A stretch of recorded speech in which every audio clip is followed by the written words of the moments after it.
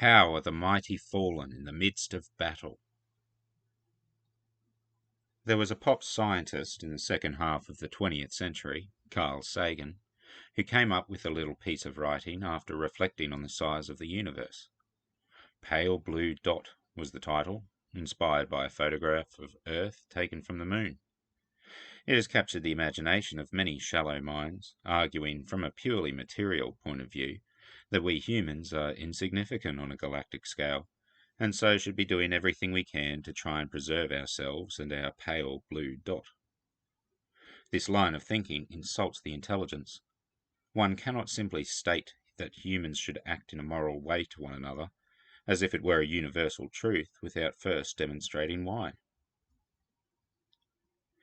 Our Lord Jesus teaches us that everything in this material universe has been put there for a reason. He also gives us the reason as to why we have morals, and which morals are universal, and which are simply trends that come and go. He gives us a reason for living, and that reason is a very good one too. For the Christian, our individual lives are each a world-defining character arc in an adventure story, the grandest adventure story ever made. We were made, called good and blessed. Then we turned and got lost. But then we were found, and saved from the greatest enemy of all, death itself. Every single one of us is precious to God, as if we were the only human being ever born. And so, when we read of David composing this poem for his fallen king and closest companion, we are reading a response that is totally and wholly suitable for the occasion. For any of our Father's children to die is a tragedy beyond belief, which is why Jesus came to destroy death. Pick any of your favorite adventure stories. Your own life is infinitely more exciting, interesting, influential, and worthwhile to God. The beauty of Israel is slain upon thy high places. How are the mighty fallen?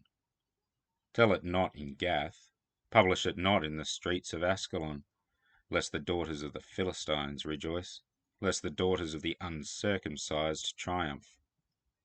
Ye mountains of Gilboa, let there be no dew, neither let there be rain upon you, nor fields of offerings. For there the shield of the mighty is vilely cast away, the shield of Saul, as though he had not been anointed with oil. From the blood of the slain, from the fat of the mighty, the bow of Jonathan turned not back, and the sword of Saul returned not empty. Saul and Jonathan were lovely and pleasant in their lives, and in their death they were not divided.